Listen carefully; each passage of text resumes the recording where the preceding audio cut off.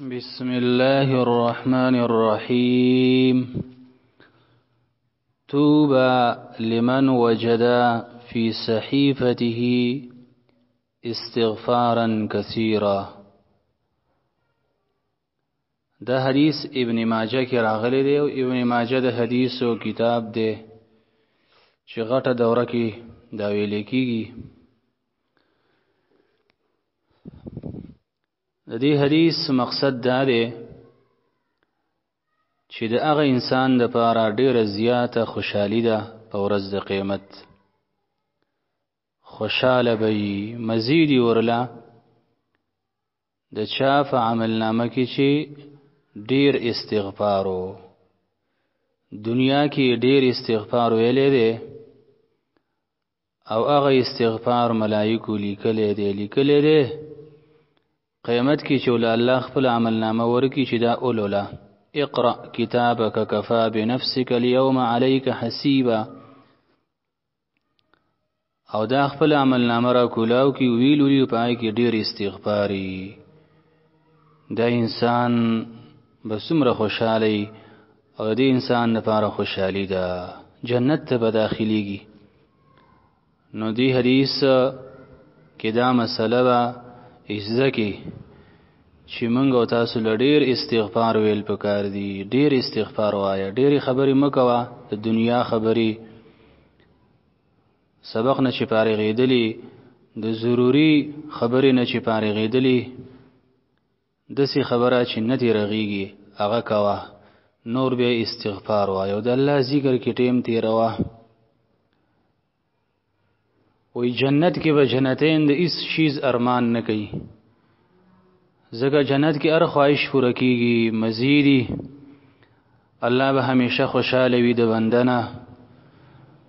خو صرف یو ارمان وکي چې هغه ټیم چې د الله د ذکر نه بغیر تیر شوی دی کاش چې دا موږ د الله د ذکر نه بغیر نه وي تیر کړو په دې کې موږ الله یاد کړی وي.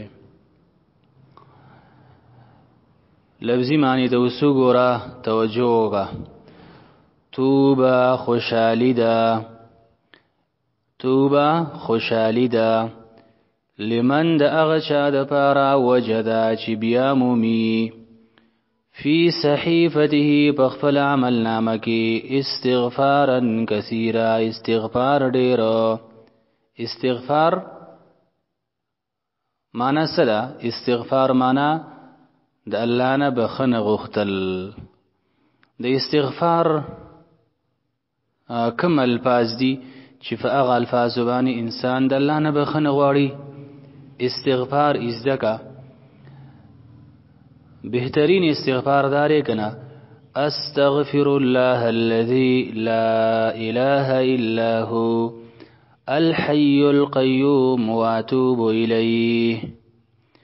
يوزل التبيب يمشي الزرش استغفر الله الذي لا اله الا هو الحي القيوم واتوب اليه.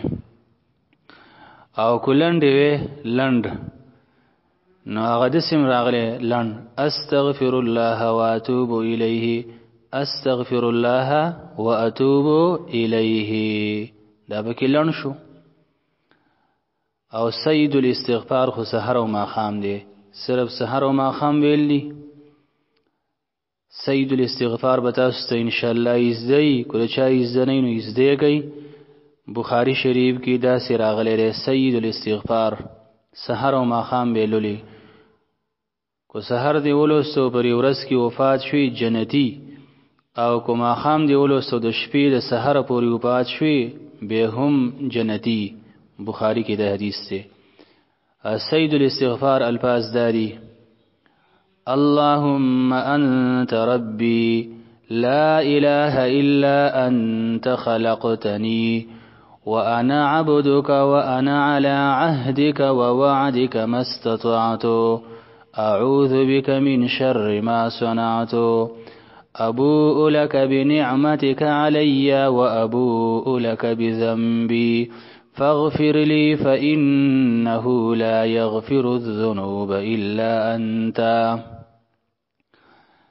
مخکزه بل حدیث تکوشه رضا الرب في رضا الوالد وسخط الرب في سخط الوالد رواه الترمذي.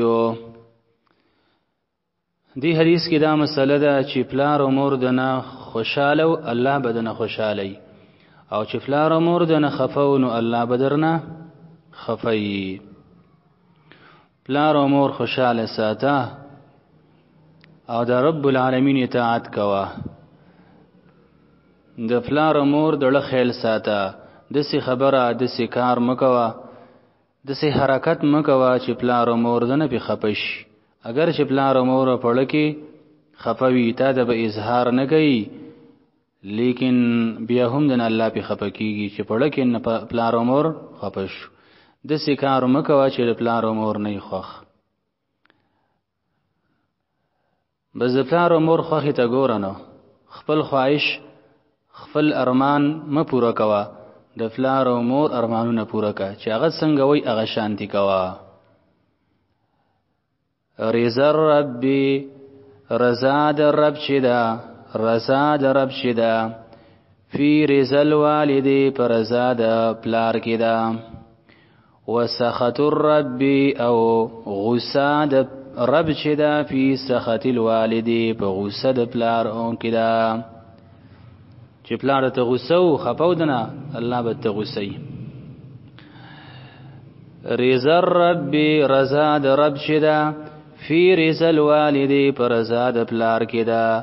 وسخط الرب او غصه د رب چې دا فی سخط الوالد په غصه د پلار کې دا، په غصه د پلار کې دا. لفظی معنی ته یو ځلی بیا وګوره. توبه خوشحالی دا لمن د هغه چا د پاره وجدا چې بیا مومي فی صحیفته فغفل عمل نامه کی استغفارا کثیرا استغفار ډیر. رضا الرب رضا د رب چې دا فی رضا الوالد پر رضا د پلار کې دا. وسخط الرب او غصه د رب چې دا فی سخط الوالد په غصه د پلار کې دا. یو ځل بیا لفظی معنی.